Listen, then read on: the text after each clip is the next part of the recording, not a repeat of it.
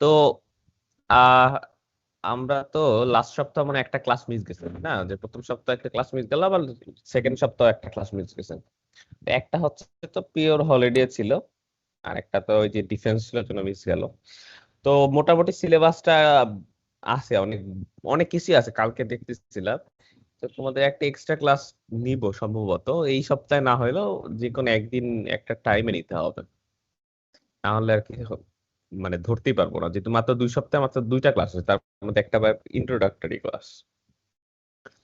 তো লাস্টের দিন আমরা হচ্ছে আহ এই এত দূর পর্যন্ত দেখছি তাই না, যে হার্ডওয়্যার হচ্ছে আমাদের টাইমের সাথে কিভাবে আর কি যে নষ্ট হয়ে যাচ্ছিল, ওয়্যার আউট যেটা বলতেছিলাম, এন্ড সফটওয়্যার হচ্ছে আমাদের ওয়্যার আউট হচ্ছিল না। এটা ছিল হচ্ছে আমাদের সফটওয়্যার ক্যারেক্টারিস্টিক্স এর মধ্যে পড়তেছিলাম। ফার্স্টেরটা ছিল সফটওয়্যার হচ্ছে ডেভেলপ করা হয়, নট ম্যানুফ্যাকচারড, এন্ড সেকেন্ড পয়েন্টটা ছিল যে সফটওয়্যার হচ্ছে আমাদের ওয়্যার আউট হয় না টাইমের সাথে। থার্ড পয়েন্টটা হচ্ছে আমরা দেখবো যে the industry is moving towards component based assembly, but most software continues to be custom built। মানে কথাটা হচ্ছে এই যে দাঁড়াও, কলমটা কই,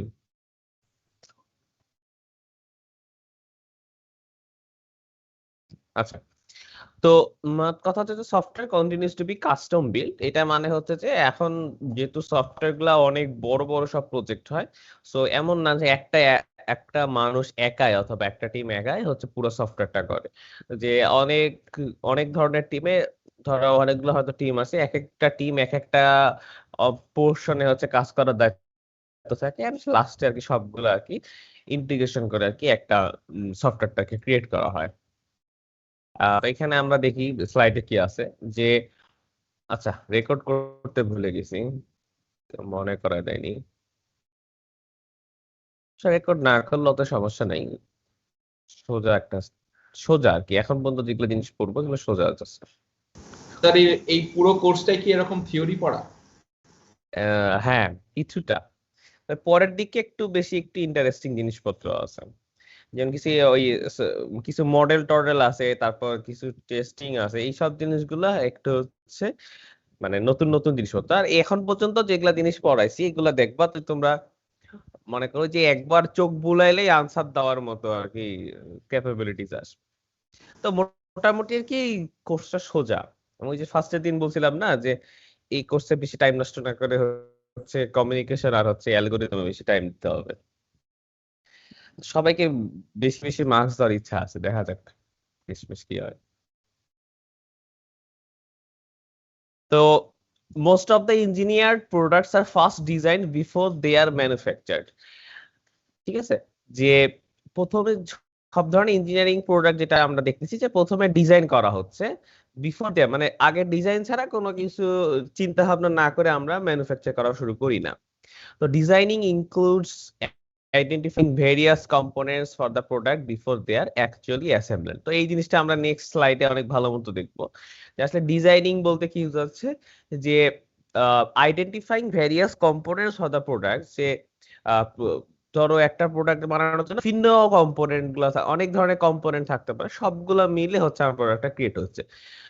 এই যে বিভিন্ন কম্পোনেন্ট গুলো আছে, here several people can work independently on this component, thus making the manufacturing system highly flexible। ঠিক আছে, যে অনেক ধরনের পিপল ইন্ডিপেন্ডেন্টলি এইসব বিভিন্ন একটার সাথে কেউ হয়তো কারোর সাথে জানেই না যে 10টা অংশে ভাগ করে দিল, 10টা অংশে হচ্ছে 10টা টিম কাজ করতেছে, কেউ কারোর সাথে জানে না, সবাইকে একটা ডেডলাইন দেওয়া হলো, তারপরে একটা ডেডলাইনের পর ঠিক একটা হাসলো, দেন আরেকটা টিমের কাজ হলো যে সব 10টা প্রোগ্রাম মানে 10টা অংশ আর কি সবগুলো যেন সবাই একসাথে করে। ঠিক আছে, অনেকটা জাভার মতো করে বলতে গেলে, যে বিভিন্ন ক্লাসের দায়িত্ব হচ্ছে, মনে করো এক একজন এক একটা ক্লাস ডিজাইন করার জন্য দায়িত্ব আছে, এবং সবার লাস্টে যখন সবার শেষ হয়ে গেল, দেন সবগুলা ক্লাসটা একটা প্রজেক্টে অ্যাড করে দেন দেখতেছে যে আমাদের একটা অবজেক্ট ক্রিয়েট করে সবগুলা ক্লাসকে ইউজ করতে পারতেছে কিনা। তো এই পয়েন্টটাই আর কি কন্টিনিউ করছে, যে in software breaking a program into modules is difficult task since each module is highly interlinked with modules। আচ্ছা, তো এই জিনিসটা হচ্ছে কি, যা আমি আগে যেটা বললাম, এটা হচ্ছে হার্ডওয়্যারের ক্ষেত্রে অনেকটা। এই যে এই জানা মানে একটু ক্যাপশনটা একটু দিয়ে দেওয়া লাগতো। তো বিষয়টা হচ্ছে যে এই দুইটা পয়েন্ট যেটা দেখো যে এখানে বলতেছে যে হাইলি ফ্লেক্সিবল, সফটওয়্যারের ক্ষেত্রে কিন্তু এতটা ইজি না। আমরা যে এইখানে যে পয়েন্টগুলো বলতেছি যে অনেকগুলো অংশে ভাগ করতেছে যে কাজ করতেছে, যেমন ধরো যে একটা হার্ডওয়্যারের ক্ষেত্রে যে এক একজন এক একটা পার্টস বানাচ্ছে, পরে জাস্ট ওটাকে একটা কানেক্ট করতেছে। সফটওয়্যারের ক্ষেত্রে কিন্তু এই জিনিসটা অতটা ইজি না।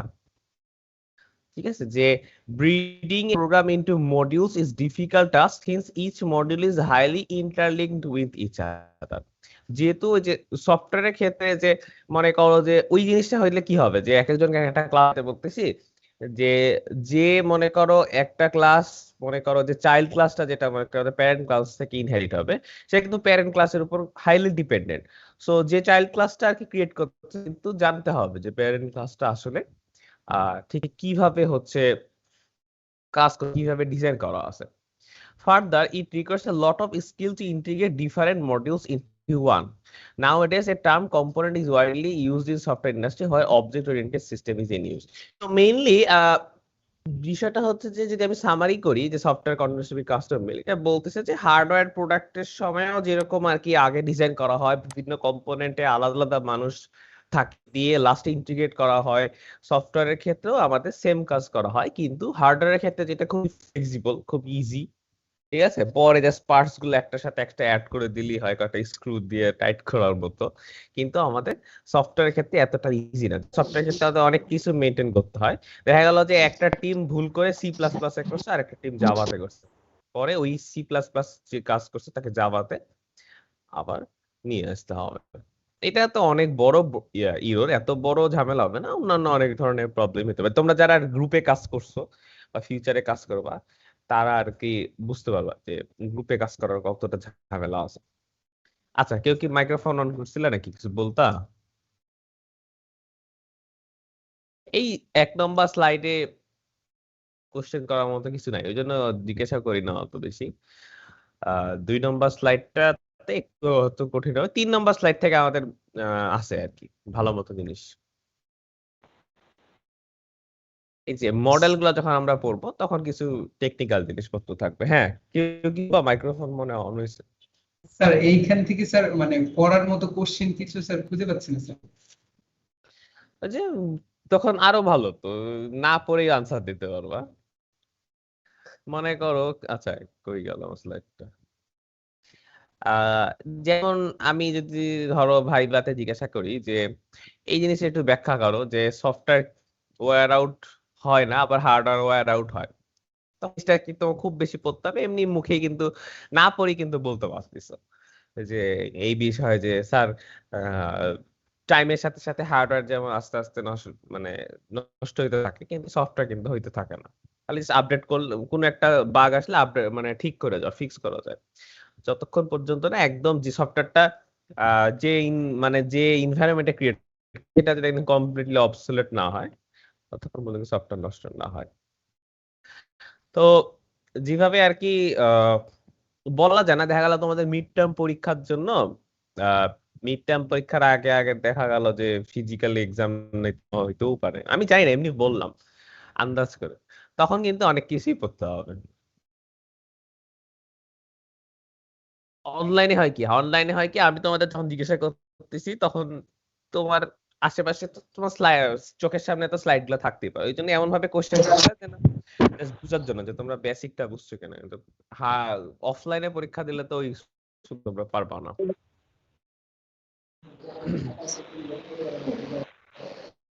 কেউ কি কিছু বলবা? মাইক্রোফোন অন হয়েছে।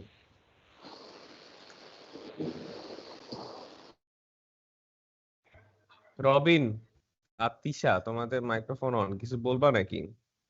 তাসনিম জাহান তিশা, আরে ওই ভয়, ওই কি মাইক্রোফোন অন হয়েছে না, লিফট দিয়ে তো। আচ্ছা, সমস্যা নেই, কোনো কোশ্চেন থাকলে করতে পারো। তো what are the attributes of a good software, দেখো আরেকটা থিওরিটিক্যাল টাইপ, যে একটা ভালো সফটওয়্যারের কি কি অ্যাট্রিবিউট থাকা উচিত?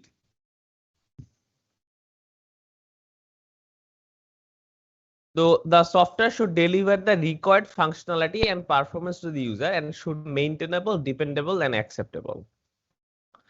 তো আমার এখনো মনে আছে, আমি একটা কাহিনী একটা কথা বলি, যে আমি যখন স্টুডেন্ট লাইফে ছিলাম এই সব এই কি বলে এই কোর্সটা যখন মানে নিজে পড়তাম, তখন কিন্তু এরকম অনেক টাইপের এই যে কোশ্চেন গুলো আসতো। তো যে মেইনটেনে, ধরো এখানে বলছে মেইনটেনেবল, ডিপেন্ডেবল, অ্যাকসেপ্টেবল। তো এই কথাগুলা মনে রাখ কিন্তু অনেক মানে যেহেতু এখন মনে হচ্ছে একটা কোশ্চেনের জন্য 3 টাইপের পয়েন্ট আছে, কিন্তু যখন মাকা পুরো একটা কোর্স যখন এক্সাম দিতে যাইতাম, তখন কিন্তু আহ, অনেকগুলা হচ্ছে আমাদের যেমন তোমাদের যেমন মিড পরীক্ষা হয়, মিডের আগ পর্যন্ত সব মিডে দাও, তারপর মিডের পর থেকে যেটা পড়ো সেটা ফাইনালে দাও। তো 2 ভাগে কিন্তু তোমরা পরীক্ষা দাও। আমাদের তো কোনো মিড পরীক্ষা ছিল না, আমাদের 4টা ক্লাস টেস্ট হতো, যে ফাইনালে পুরা কোর্সটার উপর একটা পরীক্ষা হতো। তো পুরা সিলেবাসটা যে শেষ আগের দিন যে পড়তে হতো। তো আমি এর জন্য মনে করি অনেকগুলা যদি পয়েন্ট থাকতো, তো অনেকগুলা কোশ্চেন কি মুখস্থ করতাম এইভাবে অনেক সময়, যে ধরো যে what are the attributes of a good software, তখন এইভাবে অনেক সময় মনে করা হতো এমডিএ। সবাই এটা কাজ করতো, যে বিভিন্ন কোশ্চেনের বিভিন্ন এরকম অ্যাব্রিভিয়েশন বানায় বানায় নিয়ে আসতো। দিয়ে পরে অ্যাব্রিভিয়েশনে যে এম দিয়ে কি, যে মডিউলিটি না মেইনটেনেবল না ম্যানুফ্যাকচার, এইগুলার মনে থাকতো না। এই কোর্সটা আসলে একটু আর কি ওই কিছু বোরিং কোর্স থাকে, কিন্তু আবার ইজি কোর্স, উঠানোর জন্য এটা আবার খুব ভালো। সো একই সাথে যেমন সুবিধাও আছে অসুবিধাও আছে। যাই হোক, যেটা বলতেছিলাম যে the software should deliver functionality, এটা তো অবশ্যই কিছু বলার দরকার নেই, যে আমাদের গুড সফটওয়্যারের অ্যাট্রিবিউট কি হবে, যে আমাদের ফাংশনালিটা, যে ফাংশনালিটির জন্য আর কি বানানো হচ্ছিল, যে তুমি একটা যে একটা ধরো সফটওয়্যার আছে, যে সফটওয়্যারের কাজই হচ্ছে কি বলবো, যে একটা সফটওয়্যার আছে কিছু নোট রাখার আর কি, যে নোট বানানো, যে মোবাইলের অ্যাপ মনে করো, যে কিছু নোট সেভ করে রাখা, তাহলে ওই নোটটা সেভ করে রাখতেছে, 5 মিনিট পরে সেটা ডিলিট হয়ে যাচ্ছে, তাহলে তো ওই সফটওয়্যারটা ভালো হলো না। তো the software should deliver the required functionality and performance to the user, মানে যেটা এক্সপেক্টেড, যে ফাংশনালিটি যেটা এক্সপেক্টেড, যে পারফরমেন্স এক্সপেক্টেড, সেটা অবশ্যই যেন সেই সফটওয়্যারটা ডেলিভার করতে পারে। And should be maintainable, dependable and acceptable. এই কথাগুলো শুনলেই বোঝা যাচ্ছে যে মেইনটেইন করা যায়, ডিপেন্ড করা যায়, and সবার কাছে অ্যাকসেপ্টেবল হওয়া যায়। তা আমরা একটু ব্যাখ্যা দেখি। ধরো মেইনটেনেবিলিটি মানে বোঝাচ্ছে যে software must evolve to meet changing needs, যে কন্টিনিউসলি মেইনটেইন করতে হবে। যে তুমি যে অ্যাপটা বানাইছো, হুট করে মনে হলো যে এই অ্যাপ ইউজ করবো না, আরেকটা অ্যাপ আছে সেই অ্যাপে হচ্ছে একটা নির্দিষ্ট সময়ে নোটটা যদি কমপ্লিট করা না হয়, তাহলে একটা অ্যালার্ম টোনের মতো বাজবে, তো তুমি ওই সফটওয়্যার চলে যাবে। তো এইসব কিছু যেগুলা নিড আসতেছে ইউজারের কাছ থেকে, কন্টিনিউসলি আমাদের আপডেট করতে হবে। গেল। তারপর হচ্ছে ডিপেন্ডেবিলিটি, সফটওয়্যার মাস্ট বি ট্রাস্টওয়ার্দি। এখন তুমি তোমার পার্সোনাল সব নোট সেভ করে রাখছো, তোমার সারাদিনের কাজ বা কাকে দেখে কি মনে হয়েছে বা সামথিং যেটা কিছু সবকিছু পার্সোনালি সব নোটস সেভ করে রাখছো। তোমার সেভ করার তো মানে তো তুমি তো ওই যে অ্যাপটা, যা ওদের সার্ভারে কিন্তু সবগুলো নোটগুলো সেভ করা আছে। এখন সেই অ্যাপ হচ্ছে মানে যারা অ্যাপ বানাইছে তারা দেখা গেল যে ওই সব নোট ছেড়ে দিল, তাহলে তার সেটা ট্রাস্টওয়ার্দি হইলো না। ঠিক আছে, সবার পার্সোনাল নাম সব পার্সোনাল সবকিছু ছেড়ে দিলে সেটা হলো না। তো ট্রাস্টওয়ার্দি হতে হবে, যে ওই যে আরই পাতা যাবে না আর কি, আমাদের ফেসবুকের মতো ট্রাস্টওয়ার্দি হতে হবে। ফেসবুক ট্রাস্টওয়ার্দি ওটা এমনি বললাম। যাই হোক, এফিসিয়েন্সি, তো software should not make wasteful use of system resources. তো এটা সবচেয়ে বড় উদাহরণ কি, কেউ একটা অ্যাপের নাম বললো তো, যে অনেক বেশি রিসোর্স ইউজ করে। Microsoft teams. হ্যাঁ, এই যেটা আমরা ইউজ করতেছি টিমস, মানে এত বেশি ইউজ করে আমাদের এই যাদের মানে কি একটু লো এন্ডের পিসি, ঠিক আছে, তাদের জন্য আর কি অনেক সময় অনেকগুলো অ্যাপ চালানোর সময় আর কি ঝামেলা। আমার এটা তো একটু পরে কিনছি, এটা মানে ল্যাপটপ মানে ফার্স্টের দিকে আমার একটা খুব পুরোনো একটা ল্যাপটপ ছিল, 6 বছরের মতো পুরোনো। তো সেই পিসিতে এইটা যখন আমি ওই সময় জাভা ক্লাস দিতাম, তখন এই টিমস চালাইতাম, দিয়ে আবার নেটবিনস নিজেও একটা ভারী সফটওয়্যার। এই দুইটা চালানোর সময় আমার আর কি কম্পিউটার এমন স্লো হয়ে যেত। এই যে এখানে একটা প্রমাণ, এটা মাইক্রোসফট টিমস হচ্ছে আমাদের অলমোস্ট 1.5 GB খাচ্ছে র্যাম। দেখো, এতগুলা ট্যাব কি অন করা আছে, এতগুলো আমাদের রিসোর্স খাচ্ছে, কারণ কি? এইটা একটা, আরেকটা আমাদের যে খুব পরিচিত গুগল ক্রোম। গুগল ক্রোম হচ্ছে একটা পুরা, যে তোমার একটা হাই এন্ডের যদি সেটার সমানই আর কি রিসোর্স হয়। আচ্ছা, এরপর হচ্ছে অ্যাকসেপ্টেবিলিটি, যে software must accepted by the users for which it was designed.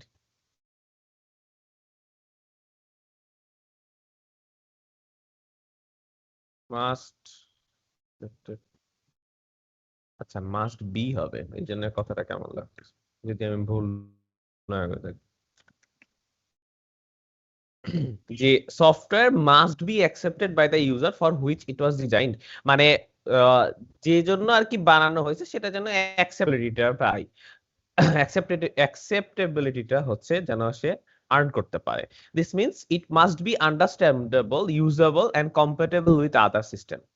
যদি কোনো মনে করো এত কঠিন ইন্টারফেস হয় দেখে কিছুই বোঝা যাচ্ছে না, তাহলে সেটা আমাদের লাভ হবে না। এন্ড ইউজেবল হইতে হবে, যে ইউজ করা যাচ্ছে, তাহলে ইউজই করা যাচ্ছে না, ঝামেলা বারবার ক্র্যাশ করতেছে। বা কম্প্যাটেবল উইথ আদার সিস্টেমস, মনে করো যে আহ, অন্যান্য যে আমাদের সিস্টেম আছে তার সাথে যেন কম্প্যাটেবল হয়। সহজ কথা আর কি এটাই।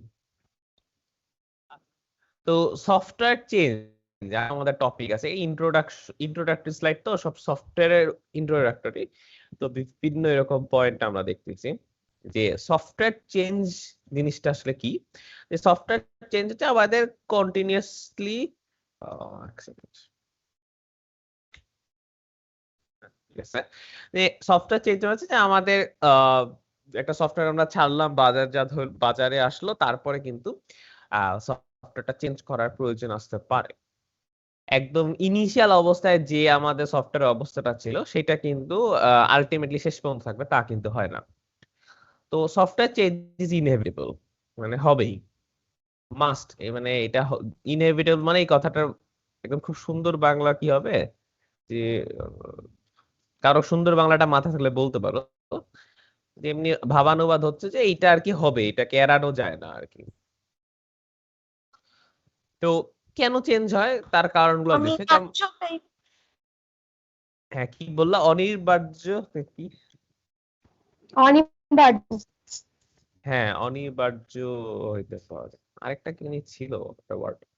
আচ্ছা যাই হোক, তো কি কি কারণে আমাদের সফটওয়্যার চেঞ্জ আসতে পারে? একটা হচ্ছে new requirements emerge when software is used। ঠিক আছে, ওইটাই বললাম যে একটু আগে যেটা একটু ব্যাখ্যা হলো, যে রিকোয়ারমেন্ট আমাদের যখন নতুন নতুন রিকোয়ারমেন্ট আসে তখন আমাদের সফটওয়্যারকে চেঞ্জ করে ওই রিকোয়ারমেন্টের সাথে ফুলফিল করতে হয়। এরপরে আসতেছে দ্য বিজনেস এনভায়রনমেন্ট চেঞ্জেস। ধরো ধরো ই কমার্স সাইটের ক্ষেত্রে, তুমি একটা ই কমার্স সাইটের ক্ষেত্রেই আহ, কিছু এমন একটা প্রোডাক্ট, শুধু একটা নির্দিষ্ট প্রোডাক্টের উপর বেস করে তুমি হচ্ছে ওই সফটওয়্যারটা বানাইছিলে, দিয়ে আস্তে আস্তে ওই প্রোডাক্টটা কেউ ইউজ করা অফ করে দিছে। তো এটা কি এইটা এই মুহূর্তে এক্সাম্পল মাথায় আসছে না, যাই হোক, তো মনে করো যে যে বিজনেসটার জন্য তোমার সফটওয়্যারটা, সেই বিজনেসটা অনেকটাই চেঞ্জ হয়ে গেছে, তখন তোমার এনভায়রনমেন্ট যেহেতু চেঞ্জ হচ্ছে তখন তোমাকে সেই হিসাবে সফটওয়্যার চেঞ্জ করতে হবে নতুন এনভায়রনমেন্টে সাথে মানায় নেওয়ার জন্য। তো এটা তো সবচেয়ে কমন সফটওয়্যার চেঞ্জ হওয়ার জন্য। Discovered errors must be repaired, কিছু ইউজ করতে করতে একটা বাগ ধরা পড়ছে, সেই বাগটাকে আমাদের সলভ করতে হবে। এবার ফেসবুক মেসেঞ্জারে 2 দিন পর পর দেখবা কিছু না কিছু একটা বাগ আসতেছে। New computers and equipment are added to the system. আচ্ছা এখানে যে সিস্টেম বলতেছে, মানে এই সিস্টেমটা মানে ওই একটা কম্পিউটার বোঝাচ্ছে এটা না, যে মনে করো এখানে সিস্টেমটা বোঝাচ্ছে যে একটা ওই যে সফটওয়্যারটা হচ্ছে আমাদের আহ, যে কাজটা মানে করতেছে, সফটওয়্যার তো একটা নির্দিষ্ট আমাদের টার্গেট থাকে, ঠিক আছে, এই যে এই কাজটা আমাদের করতে হবে। যেমন ছোটখাটো বলি কি, যে ধরো সফটওয়্যার তো অনেক ধরনের হয় না, যে মনে করো একটা শিল্প কারখানায় ধরো যে একটা রোবোটিক আর্ম আছে, মানে আর্ম মানে হচ্ছে হাত, মানুষের হাত আর কি। একটা রোবোটিক আর্ম আছে যেটার কাজই হচ্ছে যে একটা প্রোডাক্ট, অনেকগুলা প্রোডাক্ট আসে সেটা সে অ্যাসেম্বল করে। এটা টেকনিক্যাল উদাহরণ দিচ্ছি, যে একটা রোবোটিক আর্ম আছে যেটা হচ্ছে ধরো তিনটা এলিমেন্ট আসবে, সেটা সে একটা একটা করে অ্যাসেম্বল করবে, কোনো ম্যানুয়ালি মানুষ করতেছে না, একটা রোবোটিক অটোমেটেড সিস্টেম করতেছে। তো ওই সিস্টেমটাকে চালানোর জন্য একটা সফটওয়্যার কিন্তু থাকতেছে। ওই সফটওয়্যার এন্ড ধরো ওই রোবোটিক আর্মের জন্য যে হার্ডওয়্যার, দুইটা মিলে যেটা ক্রিয়েট হচ্ছে সেটাকে আমরা সিস্টেম বলতে পারতেছি। যে আমাদের একটা ধরো আমাদের নির্দিষ্ট কোনো একটা কাজ করার উদ্দেশ্যে যে সফটওয়্যার বা হার্ডওয়্যার বা কয়েকটা সফটওয়্যার মিলে যেটা আমাদের আসতেছে, মানে যে ক্রিয়েট হচ্ছে, সেটাকে আমরা সিস্টেম বলতেছি। তো ধরো যদি ওইরকম কোন একটা সিস্টেমে আমাদের নতুন কিছু কম্পিউটার বা ইকুইপমেন্ট অ্যাড করা হলো, যে রোবোটিক আর্মটাকে আরো কিছু এফিশিয়েন্ট করতে হবে, যে আরো কিছু কম্পিউটার বা রিসোর্সেস দিল যেন আরো দ্রুত করতে পারে, বা ইকুইপমেন্ট দিল যেন আরো কোনো নতুন নতুন কাজ করতে পারে, তখন কিন্তু যে যেটা আর্লি যে সফটওয়্যারটা এক্সিস্ট করতেছিল অলরেডি, প্রি এক্সিস্টেড, সেটারও কিন্তু আমাদের কিছু চেঞ্জ করতে হবে বাকিগুলোর সাথে আমাদের আহ কি বলো কম্প্যাটেবল হওয়ার জন্য। তো একদম সব মেইন কথা হচ্ছে সফটওয়্যার, মানে আমরা যেটা ছেড়ে দিচ্ছি সেটাই যে আমাদের সব সময় থাকবে সেটা কখনই হবে না, আমাদের চেঞ্জ আসতেই থাকবে। Finally, the performance or reliability of the system may need to be improved. তো ধর দেখা গেল যে উদ্দেশ্যে আমরা সফটওয়্যার চাচ্ছি সেটা খুব ভালো মতোই পারফর্ম করতেছে, রিলায়েবল রিলায়েবলও আছে, কিন্তু মানে এখন সবই আছে, রিলায়েবলও আছে, আবার পারফরমেন্স মোটামুটি আছে যেটা চাইছি, কিন্তু দেখা যাচ্ছে যে এইটা আসলে এক্সপেক্টেড যেটা ছিল সেটাও আমাদের হইলেও হবে না। আমাদের অন্যান্য কম্পিটিটর যারা আছে তারা আরো ভালো, যেমন তুমি ই কমার্স সাইট বানাইলা, না বাদ দাও, তুমি একটা মাইক্রোসফট এমন একটা অনলাইন প্ল্যাটফর্ম বানালা এডুকেশনের জন্য, মাইক্রোসফট টিমস এর মতো, যেটা হচ্ছে এতই স্লো বা এতই রিসোর্সেস খায় যেটা ইউজ করার মতোই না, সো কন্টিনিউয়াসলি আপডেট আনতে হচ্ছিল। এখন মাইক্রোসফট টিমস কিন্তু আগের থেকে তুলনামূলক ফ্লেক্সিবল। একদম ফার্স্টের দিকে তোমরা তো ফার্স্ট থেকেই ক্লাস করতেছো, ফার্স্টের টিমস সাথে চিন্তা করো আর এই টিমস এর সাথে চিন্তা করে দেখো, অনেক ডিফারেন্স আছে। সফটওয়্যার চেঞ্জ আর সফটওয়্যার এভলিউশন মোটামুটি একটা সেম জিনিস। যে software evolution is the term to refer to the process of develop software initially then repeatedly updating for various reason. একই জিনিস অনেকটা, যে সফটওয়্যার এভলিউশন কথাটা বোঝাচ্ছে যে সফটওয়্যারটা আমাদের শুরুতে একটা ডেভেলপ করে ইনিশিয়ালি, তারপর কন্টিনিউয়াসলি আপডেট করতেই থাকে একটা ফর ইনিশিয়াল রিজন। তো এভলিউশনের আমাদের নর্মাল যে হিউম্যান এভলিউশন বলো বা এনিম্যাল এভলিউশন বলো, একটা ফাইনাল একটা হচ্ছে ফর্ম থাকে যেটা স্যাচুরেটেড হয়, কিন্তু সফটওয়্যারের ক্ষেত্রে কিন্তু ফাইনাল ফর্ম নেই। যতদিন ওই সফটওয়্যারটা ইউজ হবে ততদিন একটা না একটা আপডেট আসতেই পারে। ইম্পর্টেন্স অফ এভলিউশন, তো এই পয়েন্ট গুলা না পড়লে মানে তোমরা আনসার দিতে পারবা একই আগের মতোই, যে organisations have huge investments in their software systems, they are critical business assets. ঠিক আছে, যে বড় বড় অর্গানাইজেশনে যখন কিছু software system, their software system কথাটার মানে সেইটাই, যে কিছু সফটওয়্যার বা কিছু কম্পোনেন্ট মিলে যে একটা সিস্টেম ক্রিয়েট করতেছে আর কি। ঠিক আছে, তো organisations have huge investments in the software system, যে সাধারণত বড় বড় অর্গানাইজেশন যেটা থাকতেছে তাদের কিন্তু এই সফটওয়্যার সিস্টেম বানানোর জন্য অনেক আর কি ইনভেস্টমেন্ট থাকে। সো অন্যান্য যেসব বিজনেস অ্যাসেট ওদের থাকে, জমি জমা বা বিল্ডিং টিল্ডিং সবকিছুর মতোই সফটওয়্যার সিস্টেমটাও তাদের কাছে একটা critical business asset. To maintain the value of this assets to the business they must be changed and updated. ঠিক আছে, যে যেহেতু এই মানে বিজনেসের মানে যেহেতু তাদের বিজনেসের অ্যাসেট হিসাবে সফটওয়্যার সিস্টেম গুলো কাজ করতেছে। সো কন্টিনিউয়াসলি তাদের হচ্ছে চেঞ্জও করতে হবে, আপডেটও করতে হবে, আদারওয়াইজ এরা হচ্ছে ঠিক মতো মানে কি পুরো একটা লস প্রজেক্ট হয়ে যাবে। So the majority of the software budget in large companies is devoted to evolving existing software rather than developing new software. তো বলতিছে যে লার্জ কোম্পানিতে সাধারণত এমন হয় যে নতুন একটা নতুন সিস্টেম সফটওয়্যার না সরি নতুন সফটওয়্যার বানানোর থেকে তাদের মেইনলি যে সফটওয়্যার বাজারটা থাকে সেটা এক্সিস্ট করে হচ্ছে নতুন নতুন সফটওয়্যার বানানোর থেকে তাদের অনেক বেশি এক্সিস্ট করে হচ্ছে যে কিভাবে সেটাকে আপডেট করতে পারবে এটার উপরে। ঠিক আছে, যে devoted to evolving existing software, যে কিভাবে এই সফটওয়্যারটাকে ওদের বাজেট যেটা আছে সেটা ভাববে যে এটা হচ্ছে আমরা অ্যালোকেট করবো এইভাবে যেন কিভাবে আরো বেশি ইভলভ হইতে পারে, আমাদের এক্সিস্টিং সফটওয়্যারটা আরো কিভাবে বেটার হইতে পারে এইটার থেকে এইটার উপরে। নট দ্যাট যে আরো বাদ দাও আগেরটা এই যে সফটওয়্যারটা আছে সেটা ভালো কাজ করতেছে না একদম নতুন একটা বানায় ফেলি, এইটার থেকে এইটার প্রতি ওরা বেশি মনোযোগী হয়। আছে তো ইন্ট্রোডাক্টরি স্লাইডের আমাদের আরো একটা পয়েন্ট, সেটা হচ্ছে software crisis problem. The problem list included software that was, মানে একটা প্রবলেম লিস্ট আছে আমাদের সফটওয়্যারের জন্য যেগুলো আমরা এই কটা পয়েন্ট বলতে পারবো।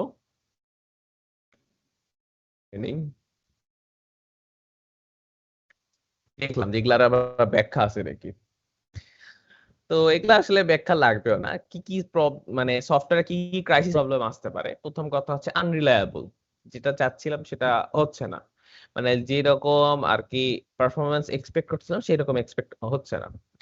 ডেলিভার্ড লেট, এখন তুমি এক সপ্তাহ না এক মাস হচ্ছে কাস্টমার মানে যারা কিনবে, ঠিক আছে, ইউজার কাস্টমারের কাছ থেকে এক মাস টাইম চাইছো, যেটা এক মাস পর হচ্ছে আমি ডেলিভার দিব, কিন্তু হয়তো হয় 3 মাস গেছে তাও দিচ্ছ না, তখন কিন্তু একটা ক্রাইসিস প্রবলেম ক্রিয়েট হবে। Prohibitive in terms of modification cost, তো মডিফিকেশন কস্ট মডিফিকেশন কস্টের জন্য মনে করো কোনো বাজেট নাই, এটা কিন্তু একটা বিরাট বড় প্রবলেম। যে প্রোহিবিটিভ, যে প্রোহিবিট করতেছে, নিষেধ করতেছে যে আমাদের যে বিভিন্ন মনে করো সফটওয়্যারটা তো বানাইছো ঠিক আছে, কিছু প্রবলেম আসতেছে, দেন মডিফিকেশন কস্ট আর কি, মডিফিকেশন করার জন্য কিছু কস্ট লাগতে পারে, দেন এইটার উপর কোনো ওদের প্ল্যান ছিল না। যখন যে ডেভেলপাররা চাচ্ছে যে মডিফিকেশন করার জন্য আমরা কিছু খরচ চাচ্ছে, তখন আছে বলছে না এটা কোনো নাই, তোমার এমন একটা সফটওয়্যার দেওয়া উচিত, মনে করো কাস্টমার শুরুতে বলবে তুমি এমন একটা সফটওয়্যার দাও যেটার জন্য কোনো মডিফিকেশন না হয়। তো যারা আর কি নন সিএসি তারা কিন্তু এরকম এক্সপেকটেশন রাখতেই পারে। যারা আমরা টুকটাক হলো কোড করছি তারা জানি যে কখনই একদম ইঞ্চ পারফেক্ট এমন একটা কিছু বানানো সম্ভব না যেটা 100 বাদ দাও 10 বছর একদম ঠিক মতো চলবে। কোনো না কোনো বাগ তো আসবে বা আপডেট করতে হইতেই পারে। আচ্ছা, ইম্পসিবল টু মেইনটেইন, তো দেখা গেল যে এবং সফটওয়্যারটা যে অনেক অ্যাসপেক্ট গুলো আমরা মানে যে ধরো মেইনটেইন করা আর কি পসিবল হচ্ছে না। এটা কিভাবে হইতে পারে,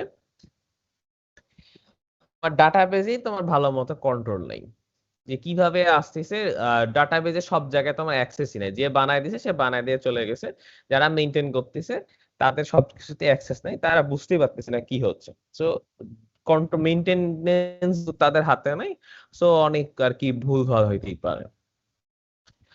পারফর্মিং এট অ্যান ইনএডুকেট লেভেল, এটা একই কথা, ইনএডুকেট মানে হচ্ছে অপর্যাপ্ত, যে একটা নির্দিষ্ট লেভেলে অবশ্যই আমাদের সফটওয়্যারটা পারফর্ম করতে হবে, খালি বানাই দিলে হবে না, যেটা রিকোয়ারমেন্ট ছিল সেটা যদি না হয় তাহলে হচ্ছে ইনএডুকেট লেভেলে যদি পারফর্ম করে তাহলে হচ্ছে আমাদের সফটওয়্যার একটা ক্রাইসিস প্রবলেম ক্রিয়েট হচ্ছে। ফাইনালি এক্সিডিং বাজেট কস্ট, তো তোমার যে সফটওয়্যারটা ক্রিয়েট করে দিলেই হবে তা না, যে একটা মনে করো তোমার সফটওয়্যার একটা বাজেট ছিল যে তুমি 20,000 টাকার মধ্যে সব কমপ্লিট করবা, একদম সবকিছু ডোমেন কিনা শুরু করে সব যত কিছু আছে একদম ডেভেলপারকে বেতন দেওয়া পর্যন্ত 20,000 টাকার মধ্যে সব করতে হবে, দেখা গেলো তোমার ওটা শেষ করতে করতে 35,000 টাকা হয়ে গেছে।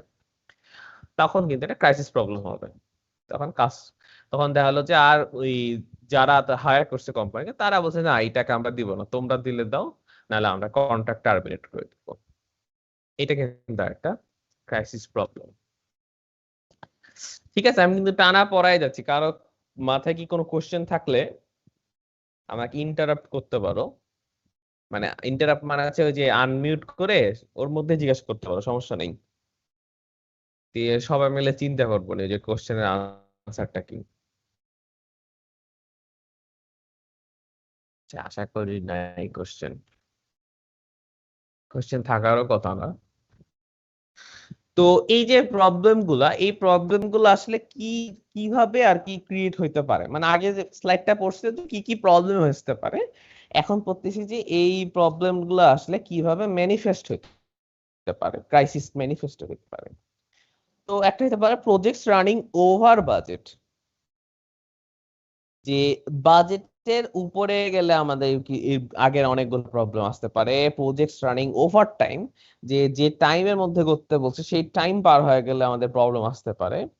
তারপরে সফটওয়্যার ওয়াজ ভেরি ইনএফিশিয়েন্ট, মানে একটা তুমি সফটওয়্যার বানাই দিয়েছো কিন্তু এফিশিয়েন্ট না, তখন আর কি অনেকগুলো প্রবলেম আসতে পারে। Software was of low quality, এই দুইটা পয়েন্ট আর কি সেম। ইনএফিশিয়েন্ট আর এটা হচ্ছে কোয়ালিটি, দুইটাই তো সেম, কোয়ালিটি কম হওয়া মানে ইনএফিশিয়েন্ট হচ্ছে। Software often did not meet requirement, যে সফটওয়্যার যেগুলো রিকোয়ারমেন্ট ছিল, ধরো যে কিছু কিছু সময় রিকোয়ারমেন্ট গুলো ফুলফিল করতেছে, কিছু কিছু সময় ফুলফিল করতেছে না, যারা ইউজ করছে তারা বিরক্ত হয়ে যাচ্ছে, ওদের কি ব্যাপার এক এক সময় ফুলফিল হচ্ছে এক এক সময় ফুলফিল হচ্ছে না কেন। কারণ হচ্ছে যে তুমি যে কোর প্রোগ্রাম আছে সেখানে এমন মানে লজিকে একটু ভুল আছে হয়তো, যে কখনো কখনো আমাদের যে ইউজার যেরকম ইনপুট দিচ্ছে সেইভাবে মিলতেছে, কখনো কখনো মিলতেছে না। তো projects are unmanageable and code difficult to maintain. আহ এই যে আগের কথাগুলাই একই জিনিস, যে ম্যানেজ করা সম্ভব না, আর কোড হচ্ছে এতই কঠিন যে এমন কঠিন এবং কোনো ডকুমেন্টেশন মনে করো নাই, কিছুই আর কি ব্যাখ্যা নাই। সো কোড যেটা সেটা আমাদের মেনটেন করা ডিফিকাল্ট হচ্ছে। আর এটা তো সবচেয়ে বড়, যে সফটওয়্যার কখনো ডেলিভারি হয়নি, মনে করো যে আহ কি বলবো, যে যে কোম্পানি আর কি, মানে যে ডেভেলপাররা বলছিল যে আমরা ডেলিভার করবো একদম সুন্দর করে বানাই দেবো, তারা আলটিমেটলি মনে করো শেষই করতে পারে নাই।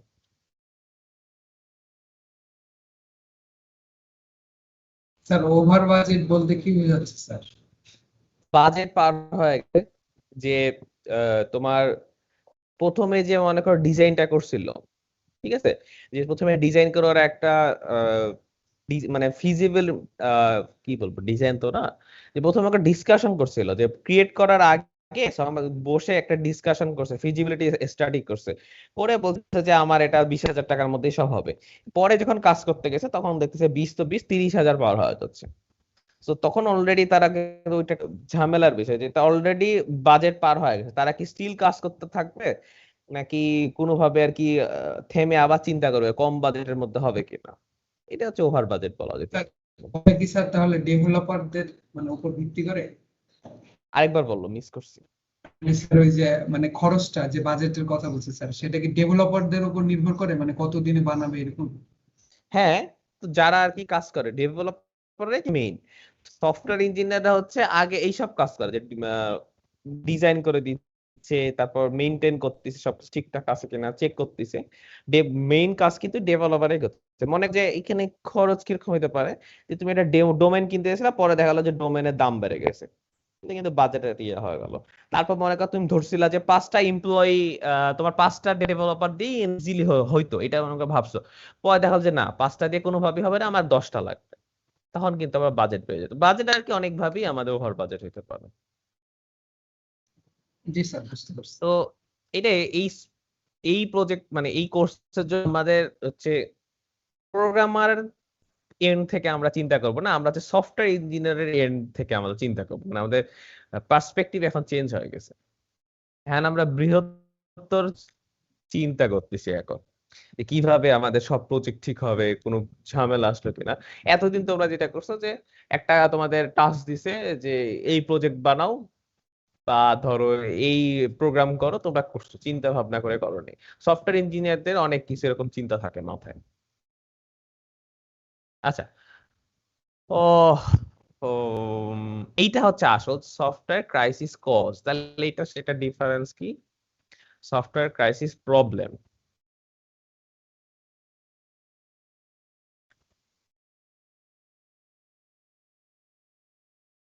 অনেকটা সেম, যে কিভাবে ম্যানিফেস্ট হচ্ছে আর কিভাবে আহ, মানে সফটওয়্যার ক্রাইসিসটা কেন সৃষ্টি হচ্ছে, একই কথা আর কি।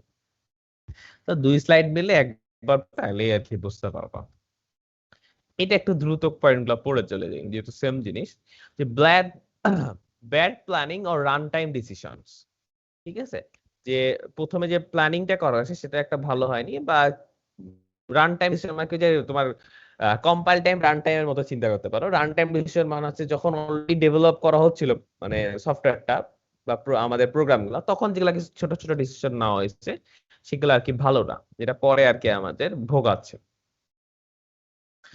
ল্যাক অফ ডকুমেন্টেশন, এটা খুবই ইম্পর্টেন্ট একটা কথা, যে শুরুতেই দেখা গেলো যেভাবে প্ল্যান করছো সেইভাবে ডকুমেন্টের সময় ইম্পর্টেন্ট। ডকুমেন্টেশন একটা ছোটখাটো উদাহরণ কিন্তু হচ্ছে আমাদের কমেন্টস, যে সবসময় বলা হয় না যে প্রোগ্রামে কমেন্ট করে রাখো, কমেন্ট করে রাখো। তোমরা যে থার্ড সেমিস্টারে যে সি প্রোগ্রামিং করছো, যে দেখো অনেকগুলো প্রোগ্রাম হয়তো দেখবা এখন চেক করতে গেলে বুঝতেই পারতেছো না।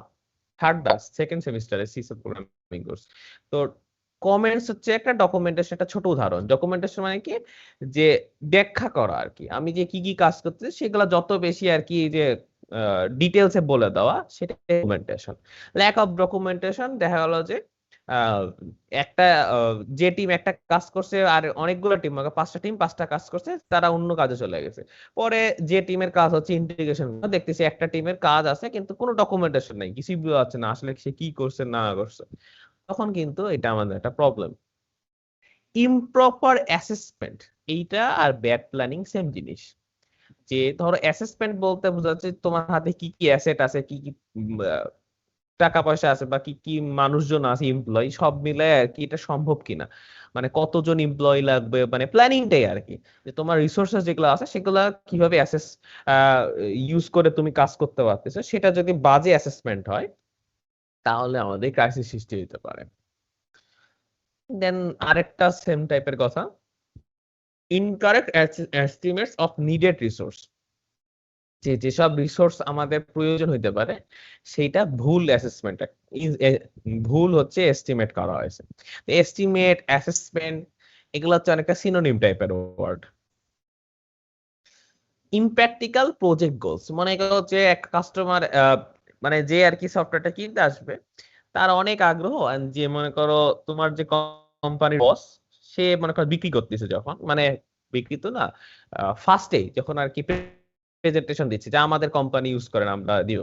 তো আহ, যেহেতু একটা মনে করো অনেকগুলা হচ্ছে মানে কম্পিটিটর আছে, সে পারবে কি পারবে না জানে না, সব প্রমিস করে দিয়ে আসছে, হ্যাঁ এটাও দিব, এটাও দিব, এটাও দিব, ওটাও দিব, যা চাপেন সব দিব। পরে এসে যখন ডেভেলপারদের এসে বলছে যে আমাদের এই গোলগুলো লাগবে এত মাত্র 5 দিনে, তখন বুঝতে পারবে যে না এটা পসিবল না।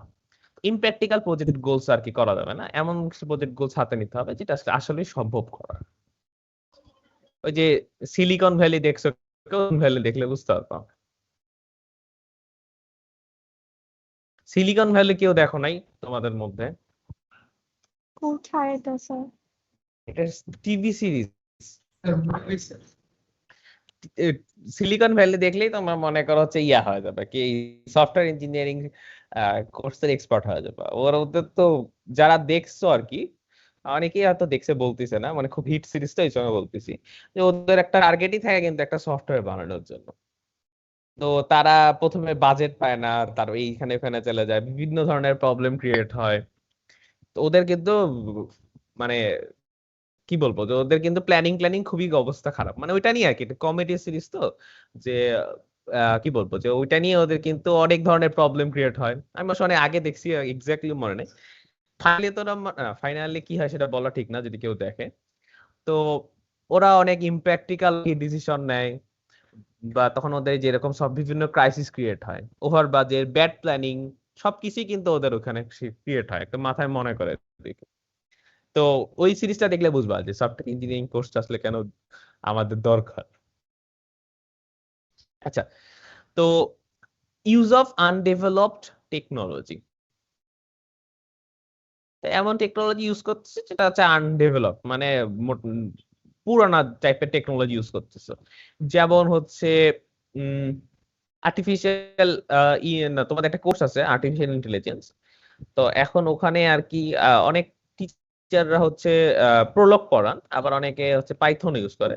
তো এখন যদি প্রোলগ পড়ানো হয়, প্রোলগ দিয়ে কিছু করানো হয়, তাহলে সেটা হচ্ছে আনডেভেলপ টেকনোলজি বলতে হয়, কারণ কেউ ইউজ করে না এই ওয়ার্ড এখন, এই বর্তমানে।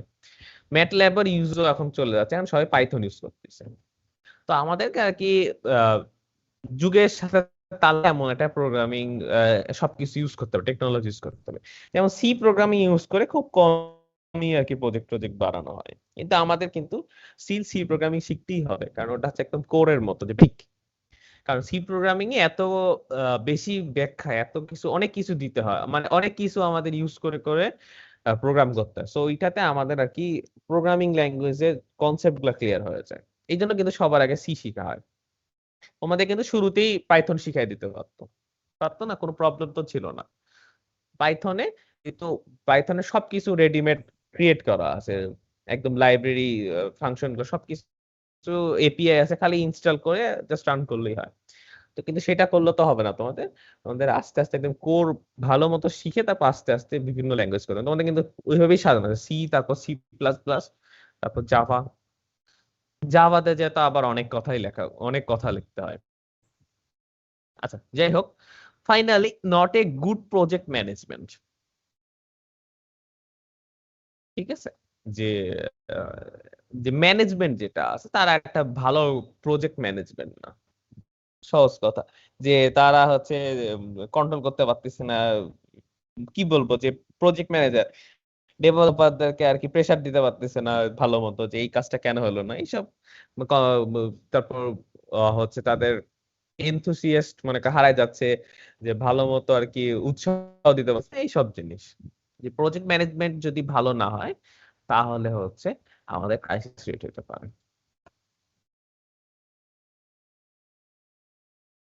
আর 2টা পেজ বাকি আছে ইন্ট্রোডাক্টরি স্লাইডে আমাদের। এখন হচ্ছে বিভিন্ন টাইপের, মানে ঘরের ঘড়ি কই গেছে। আচ্ছা, এখন হচ্ছে আমাদের বিভিন্ন সফটওয়্যার অ্যাপ্লিকেশন উদাহরণ দেওয়া আছে। তো আমরা শুরু থেকে বলি যে সিস্টেম সফটওয়্যার।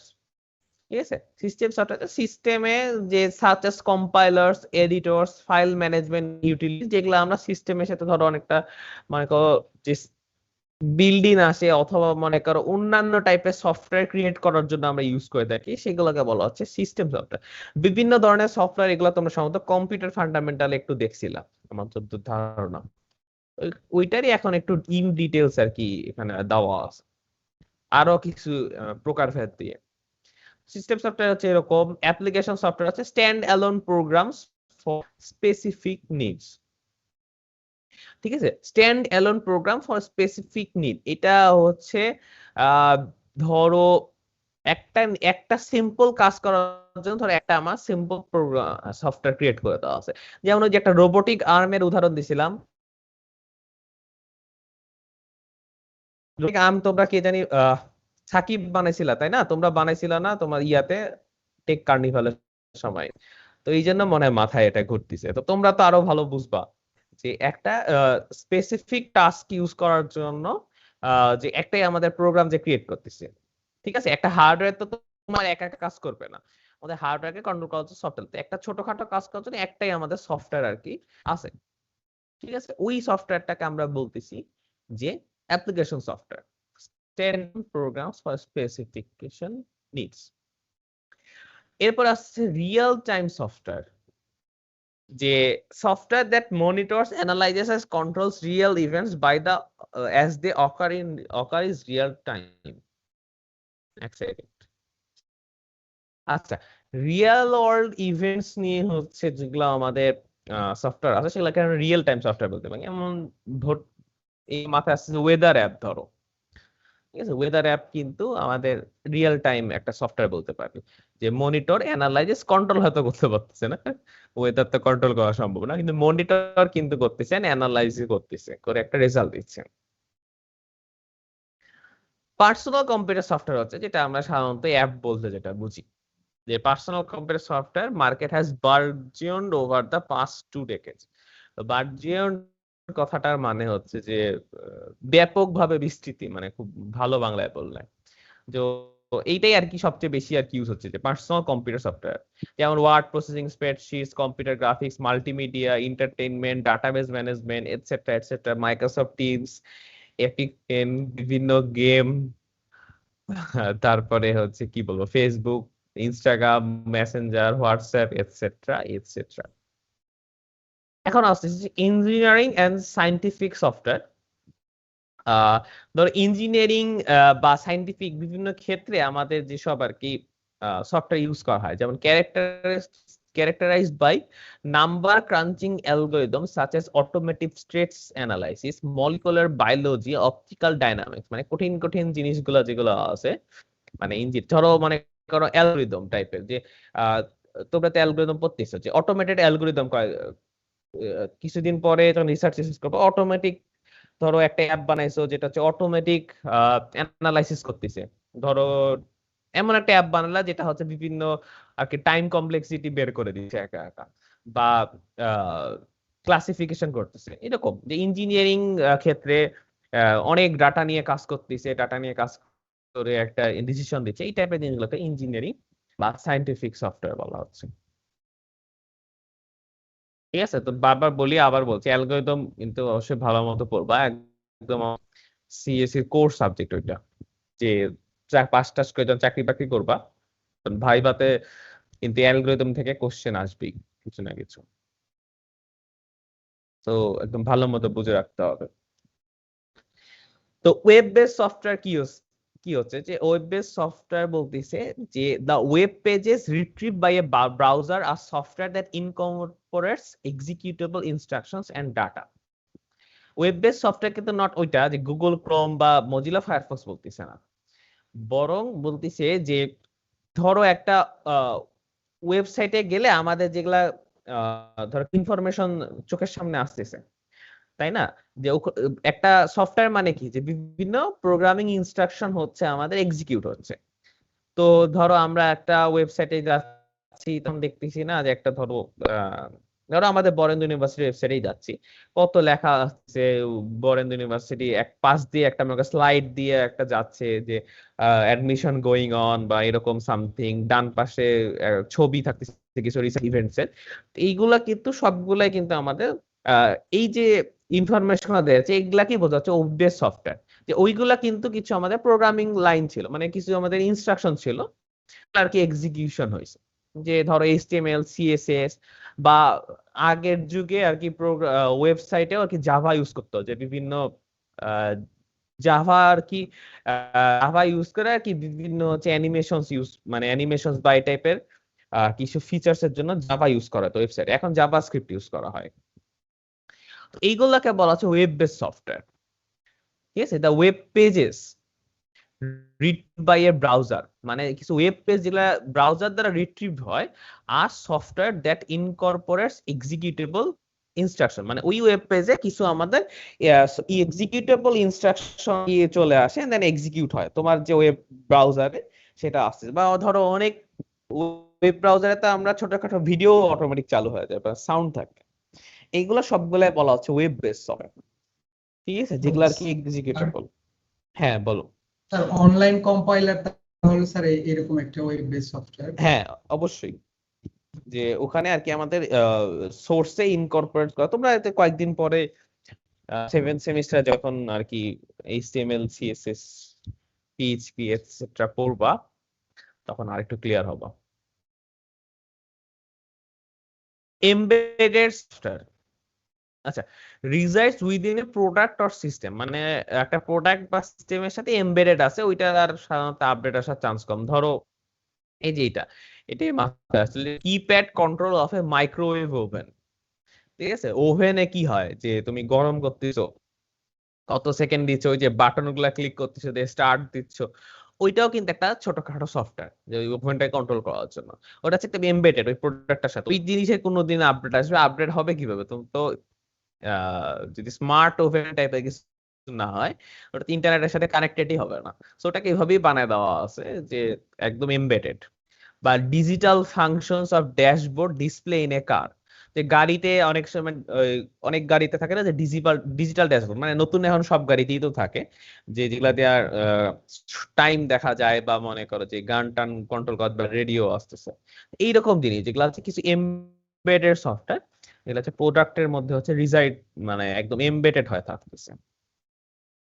আচ্ছা, প্রোডাক্ট লাইন সফটওয়্যার হচ্ছে যে বিজনেস এর সাথে যে focuses on a limited market place to address mass consumer market.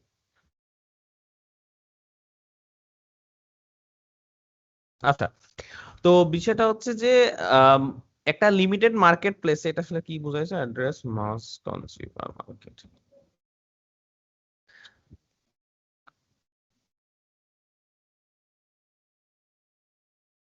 বলো এটা পরে কে কি বুঝছো?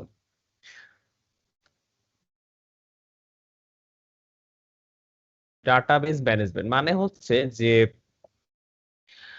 যে কনজিউমার মানে কাস্টমার আর কি, যে একটা অনেক মানে কনজিউমার মার্কেটের জন্য আমাদের কিছু প্রোডাক্ট লাইন সফটওয়্যার থাকে। লিমিটেড মার্কেট প্লেস বলতে যে বুঝাইছে এটা সম্ভবত হচ্ছে কি, যে এই যেমন ডাটাবেস ম্যানেজমেন্ট দেখে আমরা বুঝতে পারছি যে ডাটাবেস কে কিন্তু ম্যানেজ করার জন্য আমাদের কিছু সফটওয়্যার আছে। তো এটা ওই যে বললাম 7th সেমিস্টারে যা পড়বা। বা হচ্ছে ওয়ার্ড প্রসেসিং বা গ্রাফিক্স, যে এটা আসলে মেইনলি বোঝাচ্ছে এরকম যে যে একটা মনে করো লিমিটেড মার্কেট স্পেস, যে একটা আহ কোন একটা স্যার বলো। ওই যে স্যার প্রফেশনাল কমিউনিটি সিস্টেমের যেরকম সফটওয়্যার গুলো থাকে না, যেমন সবার জন্য উন্মুক্ত না স্যার, মানে স্যার যেমন স্যার অফিসের কথা বলি, Microsoft office sir community version থাকে এরকম কমিউনিটি টাইপের স্যার। কমিউনিটি ভার্সন বলতে কি বোঝাচ্ছ? স্যার কিছু কিছু আছে না স্যার, মানে যেরকম স্যার ইয়ার কথা বলা যায়, জাভার জন্য যে স্যার ইয়ার ইন্টেলিজে আইডিয়া যেটা আছে স্যার, ওটার একটা ভার্সন আছে স্যার, কিনে পাওয়া যায় স্যার, ওই ভার্সনটা আচ্ছা, প্রো লেভেল ওইরকম টাইপের আচ্ছা, হ্যাঁ মানে। এবার বুঝতে পারছি যে focus on a limited market place মানে বোঝাচ্ছে, হ্যাঁ। মানে হচ্ছে যে সবার এটা তো উল্টাটা মনে হয়, সবার জন্য না, লিমিটেড মার্কেট অ্যাড্রেস মাস। এই অন্য কে কি বুঝছো তাই বলো। সারিয়ারেরটা তো শুনলাম। তার যে সফটওয়্যার গুলো মানে যে প্রোডাক্ট গুলা আমাদের মার্কেট প্লেসটা অনেক ছোট হবে, মানে বেশি জন ওটা নিয়ে কাজ করে না, বাট ওটার কাস্টমার মার্কেটটা অনেক বড়, মানে অনেক কাস্টমার, ওই ধরনের যে প্রোডাক্ট সফটওয়্যার গুলো আছে সেটার কথা বলা হচ্ছে আই থিঙ্ক, মানে ওখানে ফোকাস করার কথা বলা হচ্ছে। এক্সাম্পল দাও দেখি। স্যার নরমালি একটা ভার্সন আপনি স্যার সবাই ব্যবহার করতে পারবে স্যার, কিন্তু এক্সেপশনাল যেগুলো যারা ক্রয় করবে মানে টাকা দিয়ে স্যার, তাদের জন্য আলাদা ফিচার্স থাকে এরকম টাইপের স্যার। এটা হইতে পারে, যেমন সবকিছুই কিন্তু ফ্রি ভার্সন থাকে, আবার অনেক সময় পেইড, মানে সবকিছু না অনেক কিছুরই আর কি। যেমন তোমার স্যার ধরো যেমন বলো। আমাদের বিভিন্ন অ্যান্টিভাইরাস গুলো আছে যে সেগুলো ট্রায়াল থাকে হুম, এক সপ্তাহ কিংবা 1 মাস, কিংবা তারপরে সেগুলোর পেইড ভার্সনের ফিচার গুলো বেশি। আবার যেমন ট্রু কলার আছে, ট্রু কলারের পেইড ভার্সনের হচ্ছে ফিচার গুলো একটু বেশি, আর নর্মাল যে আমরা ফ্রিটা ইউজ করি সেগুলোর ফিচার কম, এমনটা হতে পারে। হ্যাঁ হ্যাঁ হ্যাঁ, এটাই আর কি। তো ভিজুয়াল যেমন স্টুডিও আছে স্যার। হ্যাঁ, তারপর ধরো আরো সোজা ভাবে বলি যে লিঙ্কডইন ধরো, না অ্যাপ গুলা কিন্তু খুব ভালো, ট্রু কলার একটা ভালো এক্সাম্পল দিছো। তো এটাই আর কি, যে আমাদের লিমিটেড মার্কেট প্লেসের জন্য আর মাস কনজিউমার মার্কেট, যে অনেক মানুষ ইউজ করবে কিন্তু লিমিটেড। তো ম্যাক্সিমাম সফটওয়্যারই কিন্তু থাকে একটা ফ্রি ভার্সন থাকে, আবার একটা পেইড ভার্সন। অনেক সময় অনেক গেমের ক্ষেত্রে হয় যে একটা ডেমো ভার্সন ছাড়ে ফ্রি, যেটা সবাই ইউজ করে, যদি ভাল লাগে তারপরে হচ্ছে সে কিনবে।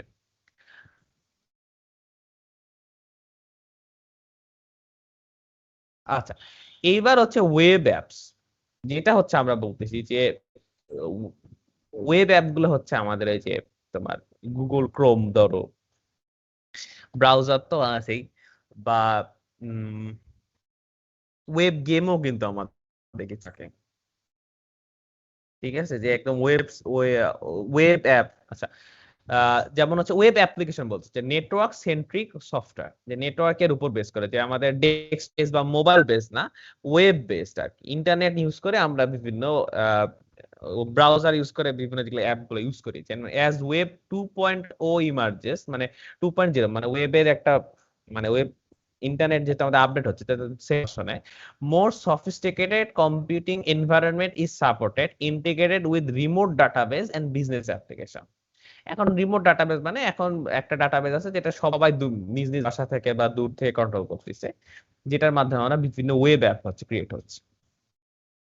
ঠিক আছে, ওয়েব অ্যাপের অনেক সবচেয়ে কমন উদাহরণ হচ্ছে এই যে গুগল শিট, তারপর গুগল ডকস, এগুলো তো আমরা সবাই কম বেশি ইউজ করতেছি, এগুলো হচ্ছে ওয়েব অ্যাপ। ঠিক আছে, রিমোট ডাটাবেস মানে দেখো যে আমার আমার সবকিছু কিন্তু গুগল শিটে সেভ করা আছে, যে তোমাদের যে অ্যাটেন্ডেন্স থেকে শুরু করে যে রেজাল্ট গুলো আমি ক্রিয়েট করি সবগুলো আমাদের আমার গুগল শিট ডক্সে সেভ করা থাকে। পরে আমি যখন দরকার আমি ওখানেই সবকিছু আপডেট করি। কারো কোন স্টুডেন্টের কোনো কিছু রিমার্ক যদি দেওয়া থাকে আমি সব কিন্তু গুগল শিটে স্টোর করে রাখি। আর্টিফিশিয়াল ইন্টেলিজেন্স হচ্ছে non numerical algorithm to solve complex problems, robotics expert system, মানে আর্টিফিশিয়াল ইন্টেলিজেন্স ইউজ করে, বা pattern recognition game. Artificial intelligence কিন্তু সব জায়গায় ইউজ করা হয় এখন, এমনকি তোমরা বিভিন্ন গেম গুলো খেলো এগুলো কিন্তু আর্টিফিশিয়াল ইন্টেলিজেন্স ইউজ করা হয়। তো আমি একটু ব্রেক দিই, 5 মিনিটের ব্রেক, আজান হচ্ছে তো, তারপরে আমি আবার ফেরত আসতেছি।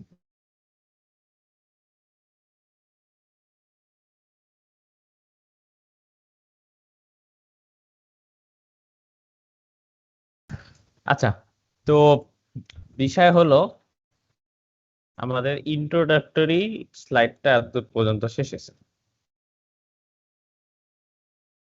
ঠিক আছে, ইন্ট্রো টু সফটওয়্যার ইঞ্জিনিয়ারিং, যে সফটওয়্যার কি, সফটওয়্যার রোল কি, সফটওয়্যার ইঞ্জিনিয়ারিং এর রোল কি, then software engineering objective, importance, system and সফটওয়্যারের মধ্যে ডিফারেন্স।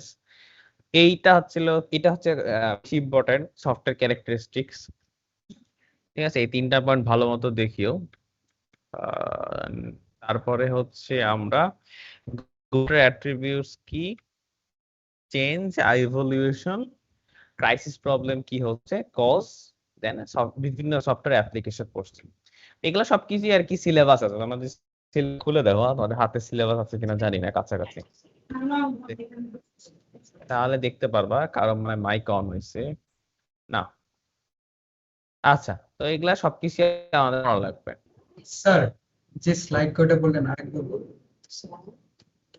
কিছু বলিনি, এই 1 নম্বর স্লাইডটাই খালি জাস্ট রিভিউ করলাম যে কি কি পড়ছি আমরা। মানে এমন কিছু বলিনি যে এই পর পড়তে হবে, ওগুলা মিডের আগে আগে বলবো নি। তো এখানে মানে আমি ছোটখাটো কিছু চেঞ্জ করছি, তো আমি এটা আবার আপডেট করে দেবো। ঠিক আছে, তো আজকে আমরা এসডিএলসি একটু অল্প কিছু পড়বো। আমরা আস্তে আস্তে একটু টেকনিক্যালের মধ্যে ঢুকতেছি, এটাও খুব বেশি টেকনিক্যাল না। এর পরের স্লাইড থেকে এসডিএলসি মিডল যখন আমরা পড়বো তখন হচ্ছে আমাদের টেকনিক্যাল জিনিসপত্র আসবে একটু। এসডিএলসি হচ্ছে সফটওয়্যার ডেভেলপমেন্ট লাইফ সাইকেল। এই স্লাইডটা মেইনলি বানানোই আছে হচ্ছে যে একটা সফটওয়্যার যে আমরা বানাবো ওই সফটওয়্যারটার একটা লাইফ সাইকেল তো থাকবে সবকিছুরই, একদম শুরু থেকে ধরো ইউজার যখন রিকোয়ারমেন্ট দিচ্ছে সে তারপর থেকে ডিজাইন করে ডেভেলপ করে টেস্ট করে বাজারজাত করা পর্যন্ত কিন্তু একটা লাইফ সাইকেল থাকে। এই যে তোমরা ছোটবেলায় পড়ছো না ব্যাকটেরিয়াল লাইফ সাইকেল বা ব্যাঙের লাইফ সাইকেল স্কুল কলেজে, ওই টাইপের জিনিস, যে কি কি স্টেপ বাই স্টেপ আস্তে আস্তে বড় হয়ে আলটিমেটলি ফাইনালি বাজারজাত হওয়ার মতো পূর্ণবয়স্ক একটা সফটওয়্যার হবে। তো ওই লাইফ সাইকেলে কিছু কিছু ধাপ আছে, আমাদের কিছু কিছু স্টেপস ফলো করে করে আমাদের যাইতে হয়, এন্ড ওই স্টেপস গুলো যদি আমরা পারফেক্ট ভাবে ফলো করি তাহলেই আমাদের হচ্ছে সফটওয়্যারটা কি ভালো মতো ভাবে ক্রিয়েট করা যাবে। তো এই স্লাইডটাতে আমাদের এই এসডিএলসি মানে সফটওয়্যার ডেভেলপমেন্ট লাইফ সাইকেলটা আসলে কি, ওই বিভিন্ন লাইফ সাইকেলের মধ্যে বিভিন্ন ধাপগুলো কি সেগুলো আমরা দেখবো। দেন পরের স্লাইডটাতে হচ্ছে যে আমরা চেক করব যে এসডিএলসির বিভিন্ন মডেল আছে, যে বিভিন্ন মনে করো পাস্টে হচ্ছে এরকম অ্যানালাইসিস করে অনেকগুলা মডেল আর কি দিয়ে দিছে, যে এই মডেলটা ফলো করলে এসডিএল এই লাইফ সাইকেলের এই মডেলটা ফলো করলে মানে ভালো আসা উচিত, মানে ভালো আউটপুট আসা, এরকম কয়েক ধরনের মডেল আছে যেগুলা মডেলগুলা বাস্তবে ইউজ করা হয়, বাস্তবে বিভিন্ন সফটওয়্যার ক্রিয়েট করার সময় ইউজ করা হয়। তো তারপরে স্লাইডে আমরা এরকম বিভিন্ন এসডিএলসি মডেল নিয়ে পড়াশোনা করবো, ঠিক আছে? কারো কোনো কোশ্চেন আছে? মাইক্রোফোন অন হলো মনে হয়, থাকলে করতে পারো, যেহেতু এই কোর্সে খুব বেশি কোশ্চেন আছে। কোশ্চেন হচ্ছে ওয়ার্মলি ওয়েলকামড। আচ্ছা, সফটওয়্যার, আচ্ছা এখানে সফটওয়্যার ক্রাইসিস যেটা আমরা পড়লাম, বুঝছো, ওইটা একটু আবার একটু বলা আছে যে সফটওয়্যার ক্রাইসিসটা দিয়ে হচ্ছে আমাদের, 1 মিনিট, সেম স্লাইড দেওয়া আছে, ডিলিট করে দিচ্ছি যেহেতু বললাম না স্লাইড গুলা যেহেতু আমি আগে পড়াইনি, পড়াইতে আপডেট করবো। তো এখানে আসলে কি যে সফটওয়্যার ক্রাইসিস যে কিভাবে ক্রিয়েট হইতে পারে, যেটা আমরা একটু মাত্র একটুখানি পড়লাম, যে কেন ক্রিয়েট হইতে পারে, কি কি কজ থাকতে পারে, এইগুলো আগে প্রথমে একটু ব্যাখ্যা করছে। দেন বলছে যে এই ক্রাইসিসের উপর যেহেতু আমাদের ক্রাইসিস গুলো যেহেতু দূর করার জন্য আমরা যেন সফটওয়্যার ডেভেলপমেন্ট লাইফ সাইকেল আমরা সম্পর্কে ভালো মতো জানি এন্ড ইউজ করি। তো সফটওয়্যার ক্রাইসিস যেটা আমাদের আগে স্লাইডে আছে, এইখানে আর এটা লাগবে না, আসবো। এটা আবার কি মোড? Reading mode. আচ্ছা, তো সফটওয়্যার ডেভেলপমেন্ট লাইফ সাইকেল, যে it is the division of software development work into distinct phases or stages containing activities with the intent of better planning and management. তাহলে কি হচ্ছে যে সফটওয়্যার ডেভেলপমেন্ট আমাদের software engineering এর একটা যে division, এই ডিভিশনটা যেটা কাজ হচ্ছে যে সফটওয়্যার ডেভেলপমেন্ট ওয়ার্ক, অর্থাৎ যে সফটওয়্যারটাকে ডেভেলপ করা হচ্ছে কন্টিনিউয়াসলি স্টেপ বাই স্টেপ, এই ডেভেলপমেন্টটাকে আমরা মনে করে একটা সিঙ্গেল স্টেজে চিন্তা না করে, এভাবে আমরা বলতে পারতাম যে রিকোয়ারমেন্ট নিলাম তারপরে বানানো শুরু করলাম দেন শেষ করলাম, এইভাবে না বলে বরং আমরা কিছু স্টেপ বাই স্টেপ কিছু আমরা স্টেজে ভাগ করব, ঠিক আছে? ডিস্টিংক্ট ফেজেস ও স্টেজে আমরা ভাগ করব, এন্ড প্রত্যেকটা স্টেজ হচ্ছে কিছু অ্যাক্টিভিটি কন্টেইন করবে উইথ দ্য ইন্টেন্ট, মানে ইচ্ছা, মানে এমন কিছু স্টেজে ভাগ করতেছি এন্ড প্রত্যেকটা স্টেজের আমাদের প্রত্যেকটা স্টেজকে আমরা এমন ভাবে ইউজ করে নেব যাতে আমাদের বেটার প্ল্যানিং এন্ড ম্যানেজমেন্ট করা হয়। তো এসডিএলসি ফর শর্ট, এসডিএলসি কিন্তু খুব ইম্পর্টেন্ট একটা টার্ম, ফিউচারেও শুনতে পারো। SDLC, software development life cycle, is a well-defined structured sequence of stages in software engineering to develop the intended software product. এটা আর কি আমাদের সংজ্ঞা বলতে পারো। যদি তোমাদের জিজ্ঞাসা করি যে ভাইভাতে এসডিএলসি বলতে কি বোঝে, একদম এটা ইংলিশ যে তোমাদের অনেকে বলছি মনে হয় বি সেকশন হইতে পারে ভাইবার সময়, যে মুখস্থ জিনিস শুনতে যাচ্ছি না, যে কি বুঝছোটা শুনতে যাচ্ছি। এই কথাটা বলার আসলে উদ্দেশ্য কি, অনেকে আসে কি যে পুরো স্লাইড থেকে মুখস্থ করে বলতেছে, আমার চোখের সামনে কিন্তু তোমার স্ক্রিন অন করা নাই, তুমি আসলে মুখস্থ বলতেছো না তুমি স্লাইড দেখে পড়তেছো লাইনটা, আমি কিন্তু এটা বুঝতে পারবো না। এই জন্য এই কথাটা মেইন বলার উদ্দেশ্য কিন্তু থাকে এইটাই যে আমি মুখস্থ শুনতে চাই না, আমি তুমি আসলে বুঝছো কি সেটা বাংলায় বুঝায় বলো, ঠিক আছে? বললে আমি বুঝতে পারছি হ্যাঁ তুমি আসলে পড়ে বুঝতে পারছো কিনা। তো এটা আসলে বলার উদ্দেশ্য হচ্ছে যে এই যে ডেফিনেশনটা আমরা বলতেছিলাম ওইটা আর কি, যদি ভাইবাতে জিজ্ঞেস করি তবে কি বুঝতেছো সেটা আর কি বলতে হবে। তো এসডিএলসি ফর শর্ট মানে সংক্ষেপে বোঝায় যে একটা well defined structure sequence of stages, মানে সুন্দরভাবে ডিফাইন করা আছে কিছু স্ট্রাকচার্ড ওয়েতে কিছু সিকোয়েন্স অফ স্টেজ, একটার পর একটা স্টেজ আছে in software engineering to develop the design intended software product, মানে যে সফটওয়্যারটা বানানোর ইচ্ছা আছে সেটা বানানোর জন্য আমরা কিছু হচ্ছে well defined and structure sequence follow করে আগাচ্ছি। তো SDLC provides a series of steps to be followed to design and develop a soft product efficiently. ঠিক আছে?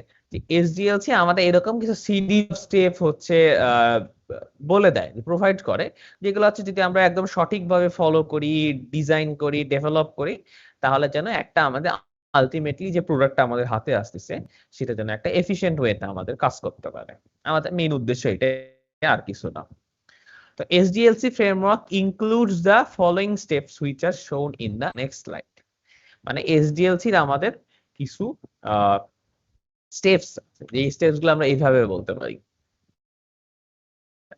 এই কটা স্টেপস আমরা, যেটা এই স্টেপস হচ্ছে আমরা এই স্লাইড ধরে বলবো, আর কিছু নেই এই স্লাইডে। যে কমিউনিকেশন, রিকোয়ারমেন্ট গ্যাদারিং, ফিজিবিলিটি। আচ্ছা, আমি প্রত্যেকটা স্টেপ একটু ছোট ছোট করে বলি, দেন আমরা হচ্ছে পরবর্তীতে হচ্ছে যেটা ডিটেলস করবো। প্রথমে হচ্ছে কমিউনিকেশন। এটা হচ্ছে কি, যে কাস্টমার আমাদের যেটা থাকতেছে, যে আমাদের একটা কাস্টমারের সাথে কমিউনিকেশন করে আমাদের একটা গোল ঠিক করতে হবে, যে কাস্টমার যে আমি এইসব ইনপুট দিব, এইসব আউটপুট দিব, দেন ওই কম্বিনেশন, ওই গোল গুলা সব মনে করে লিখে টিখে আমরা আমাদের কাস্টমারের কাছ থেকে রিকোয়ারমেন্টস গুলো নিয়ে আমরা আমাদের কোম্পানিতে ফেরত আসতেছি। এরপরে রিকোয়ারমেন্ট গ্যাদারিং, যে কাস্টমার যেসব জিনিসপত্র বলছে সেগুলা ভালো মতো ডকুমেন্ট করতে হবে, দেন দেখতে হবে যে এটা আসলে রিকোয়ারমেন্ট গুলো করা যাচ্ছে কিনা। দরকার হইলে আমাদেরকে, যেহেতু যারা আর কি ইউজ করবে, আলটিমেটলি যারা ইউজার ইউজ করবে ওই সফটওয়্যারটা, দরকার তাদের কাছ থেকে আমাদের রিকোয়ারমেন্ট নিতে হবে, এটা বেটার করার জন্য আরো কি কি ওয়ে করা যায় সেটা আমাদের চিন্তা করতে হবে। রিকোয়ারমেন্ট গুলো আমাদের একদম ফুল ক্লিয়ার করতে হবে যে এই রিকোয়ারমেন্ট লাগবে। এরপরে ফিজিবিলিটি স্টাডি, এটা মনে করো একদম প্রথম যে প্রাইমারি স্টাডিটা থাকে সফটওয়্যার নিয়ে, যে আমরা আসলে যে সফটওয়্যারটা বানাবো সেই সফটওয়্যারটাকে মোটামুটি ছোটখাটো একটা ডিজাইন করবো, যে এই জিনিস এইটা লাগতেছে, আর আমাদের এইভাবে এত দিনের মধ্যে করতে হবে, সব একটা খসড়া ডিজাইনের মতো আমরা বলতে হবে যে এই ফিজিবিলিটি স্টাডি বলতেছে। এরপর সিস্টেম অ্যানালাইসিস, যে এটা হচ্ছে যে আমাদের সফটওয়্যারটা যে সিস্টেমে রান হবে সেই সিস্টেমে আমাদের আর কি মানে কাজ করতে হবে, যে অপারেটিং সিস্টেমে চলবে বা যে প্রসেসর ইউজ করবে, যে রিসোর্সেস খাবে, সেগুলোর সাথে আমাদের সফটওয়্যার যাচ্ছে কিনা, বা ওইখানে অলরেডি যেসব সফটওয়্যার আছে তাদের সাথে সে কম্পেটেবল কিনা, এটা আমাদের চিন্তা করতে হবে।